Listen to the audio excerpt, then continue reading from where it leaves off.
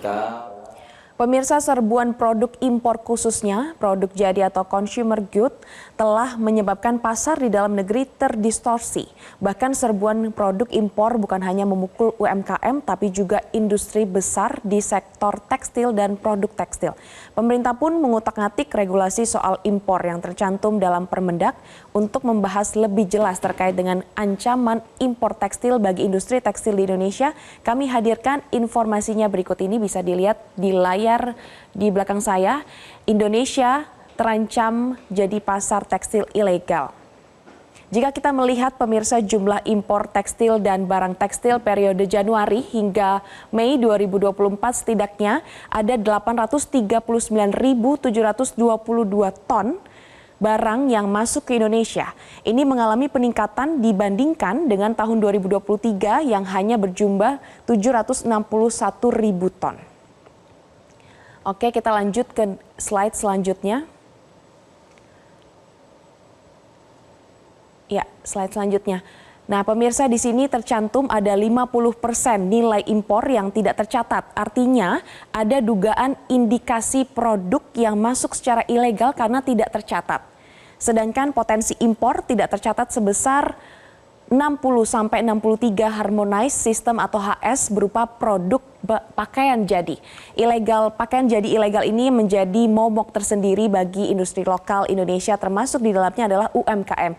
Hal ini dikarenakan memang industri tekstil lokal tidak bisa bersaing secara bebas dengan produk ilegal dari Tiongkok yang beredarnya sangat luas dan juga harganya sangat miring. Kemudian kita lanjutkan slide selanjutnya terkait dengan potensi kerugian atas impor tekstil dan juga produk tekstil. Nah, kalau kita lihat dari slide ini pemirsa, bahwa memang ada potensi kerugian di tahun 2021 ini mencapai 29,7 triliun rupiah. Data ini atau angka estimasi ini didapatkan dari proyeksi total ekspor Cina ke Indonesia yaitu sebesar 58,1 triliun rupiah. Namun yang tercatat hanya setengahnya, yaitu sekitar 28,4 triliun rupiah. Kemudian kalau kita melihat di tahun 2022, ini potensi kerugian dari ekspor atau impor tekstil ini mencapai sekitar 29,5 triliun rupiah dengan estimasi kerugian yang diperoleh dari proyeksi total ekspor ke Cina ini adalah 61 triliun rupiah. Padahal yang tercatat hanya sekitar 31,8 triliun rupiah. Jadi cukup besar ya kerugian yang harus dialami oleh negara atas produk ilegal ini. Kemudian dampak dari banjir produk impor ilegal, ini dampaknya apa saja pemirsa, yaitu adalah hilangnya potensi serapan 67.000 tenaga kerja dengan total pendapatan karyawan mencapai 2 triliun rupiah per tahunnya. Selain itu juga terdapat potensi kehilangan produk domestik bruto atau PDB multisektor TPT sebesar 11,83 triliun rupiah per tahunnya. Next slide, kita akan lihat kemudian terkait dengan apa saja yang disarankan oleh Kementerian Koperasi terkait dengan hal ini. Kementerian Koperasi UKM merekomendasikan kebijakan pengenaan bea masuk tindakan pengamanan sebesar 200% untuk produk yang dikonsumsi akhir atau pada kode HS 5865. Kementerian Koperasi UKM juga mendukung usulan Kementerian Koordinator Bidang Perekonomian tentang insentif restrukturisasi mesin dalam bentuk pembebasan bea impor terhadap mesin. Namun pemirsa, dari rekomendasi terkait dengan Kemenko UKM terkait dengan hal ini tentu saja menuai pro dan juga kontra di kalangan masyarakat. Karena menurut Himpunan Peritel dan Penyewa Pusat Perbelanjaan Indonesia atau HIPINDO menarifkan bea impor hingga 200% pada industri TPT ini akan malah memperburuk produk garmen dalam negeri. Kita nanti juga akan membahasnya bersama dengan narasumber pilihan Metro Pagi Prime Time. Namun sebelumnya kita ikuti informasi berikut ini. Yang datang ke Indonesia, baik itu secara legal maupun ilegal, tentunya menjadi atau mengancam industri yang bergerak di bidang pakaian atau bahkan terhadap usaha mikro, kecil, dan menengah. Namun kondisi industri tekstil yang semakin mengkhawatirkan ini salah satunya disebabkan oleh maraknya produk-produk impor yang masuk ke Indonesia. Di mana di tempat saya berada sendiri yaitu di Cihampelas, Kota Bandung, di mana di sini terdapat beragam industri pakaian baik skala besar maupun kecil.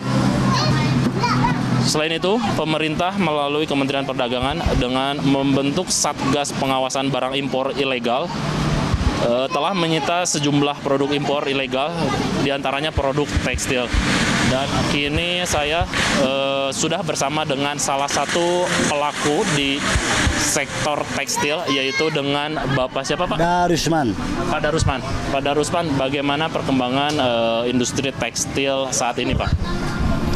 Biar saya pulang. Kalau untuk perkembangan tekstil kita juga melihat dari sisi ekonomi sekarang kebanyakan tekstil juga ya mengurangi karyawan. Karena lantaran pertama karena kenapa? Karena sekarang bahan dasarnya itu sangat tinggi. Jadi terpaksa tekstil mengurangi karyawan. Sama dengan kita seorang produksi.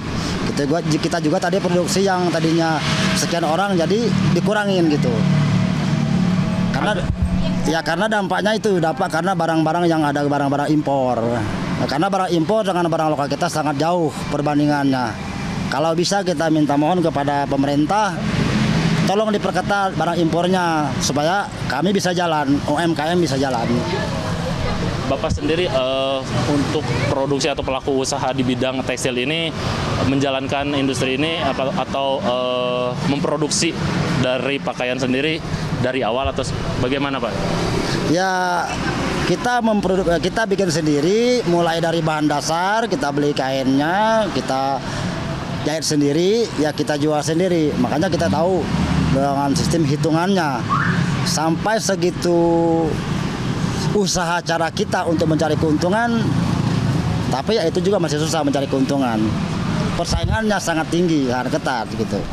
Kalau bisa memang dari sisi pemerintah kalau bisa yang sejenis barang impor dalam bidang tekstil kalau bisa jangan ada, ditiadakan karena sangat mengganggu. Dari pertama kualitas dengan harga kita sangat terganggu gitu Pak. Itu. Harapannya Pak kepada pemerintah terkait barang-barang yang masuk ke Indonesia melalui produk-produk dari impor ini Pak, seperti apa Pak?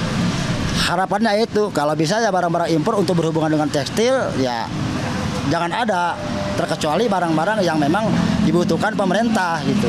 Ya kan? Tapi untuk barang-barang tekstil kalau bisa jangan ada.